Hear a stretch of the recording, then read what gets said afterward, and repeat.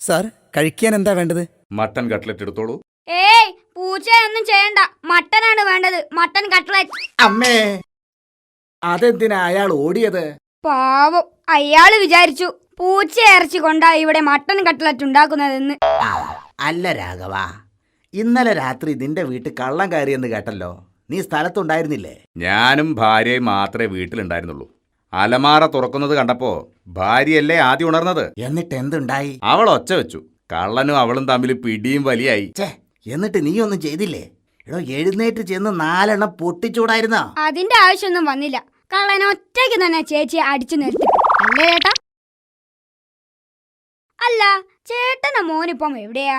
കുറച്ചായാലോ കണ്ടിട്ട്. അവനിപ്പോ വലിയ ഉദ്യോഗക്കാരനാ. എന്റെ മോനായതുകൊണ്ട് പറയല്ല കേട്ടോ. അവന് ഭയങ്കര ബുദ്ധിയാ. അതെങ്ങനെയാ? എന്റെ ബുദ്ധിയല്ലേ അവന് കിട്ടിയിരിക്കുന്നത്. അതുകൊണ്ടാവും ചേട്ടന് തീരെ ബുദ്ധിയില്ലാത്തത്. അല്ല, ഗോപാലൻ ചേട്ടൻ ഇന്നലെ പൂസിലായിരുന്നല്ലോ. ആരായിരുന്നു കമ്പനി? ഇന്നലെ ഞാൻ വളരെ മോശം കൂട്ടുകെട്ടിലായിപ്പോയടാ ടിന്റുമോനെ. അതാ പൂസായി പോയത്. എന്റെ ഭാര്യ മെലിയാനുള്ള മരുന്ന് കുടിച്ചു. എന്നിട്ട് എന്തായി? മെലിഞ്ഞോ? പിന്നെ ദിനം പ്രതിയല്ലേ മെലിഞ്ഞു വന്നത്. മെലിഞ്ഞു മെലിഞ്ഞു മെലിഞ്ഞ് കഴിഞ്ഞ ആഴ്ച അവളെ കാണാണ്ടായി. അല്ല, ആരിത്? സാഹിത്യം സോമേട്ടനോ? വരൂ, ഇരിക്കൂ. എടാ മോനെ, ഞാനൊരു ഭയങ്കരമായ രചനയിലായിരുന്നു. അതായത് എന്റെ ആത്മകഥ. ആത്മഹത്യയോ? ആത്മഹത്യ അല്ലടാ, ആത്മകഥ. അതിനൊക്കെ ഇനിയും സമയമില്ലേ ചേട്ടാ? എടാ, ആളുകൾ ആത്മകഥ എഴുതുന്നത് പ്രായമാവുമ്പോഴാ. അതെന്തിനാന്നറിയാമോ? ഓ, അതൊക്കെ എനിക്കറിയാം. ആരെ പറ്റിയും എന്ത് പുണ്ണാക്കും എഴുതാം. ചാവാറായ പ്രായമായതുകൊണ്ട് ആരും തല്ലാൻ വരും. എന്നാലേ ഞാനൊരു വ്യത്യസ്തതയ്ക്ക് ശ്രമിക്കുകയാണ്. അതായത് എൻ്റെ ആത്മകഥ എൻ്റെ മരണശേഷം മാത്രമേ പ്രസിദ്ധീകരിക്കുകയുള്ളൂ. അത്രയ്ക്ക് ഞെട്ടിക്കുന്ന സംഗതികളാവും അതിലുണ്ടാവുക. അതുകൊണ്ടാണ് പ്രസിദ്ധീകരിക്കുന്നത് മരണശേഷം മതി എന്ന് വെച്ചത്. ഹോ, എനിക്കത് വായിക്കാൻ ധൃതിയായി.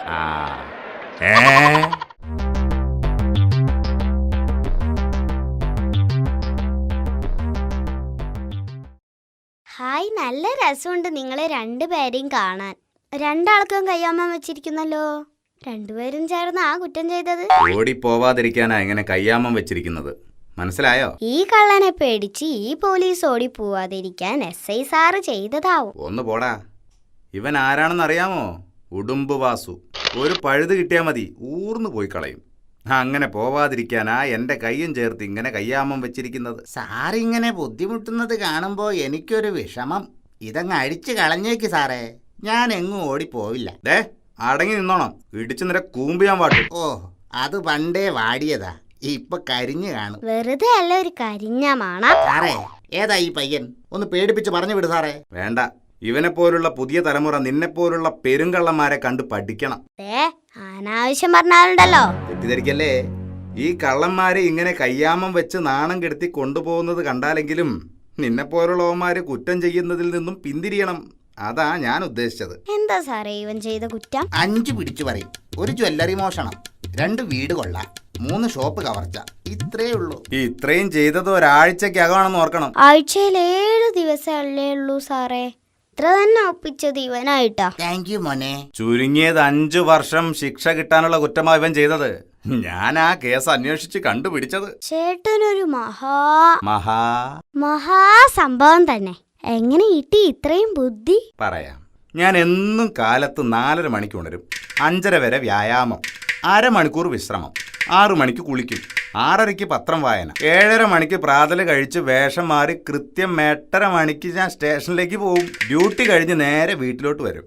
അത്യാവശ്യം വീട്ടുജോലിയിൽ ഭാര്യയെ സഹായിച്ച് 1/2 മണിക്കൂർ TV കാണും. കൃത്യം 8:30 മണിക്ക് കിടക്കും. ചിട്ടയായ ജീവിതം. കഴിഞ്ഞ 10 വർഷമായി ഇതാണ് എൻ്റെ ജീവിതം.